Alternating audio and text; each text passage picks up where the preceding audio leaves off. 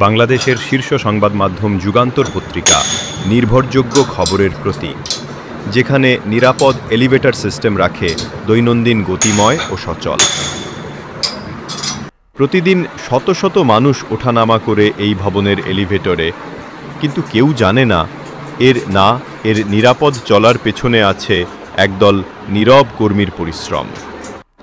আজ আমাদের টিম কাজ করছে traction motor repair, oil seal replacement আর শ্যাফট ইনস্টলেশনের গুরুত্বপূর্ণ ধাপে।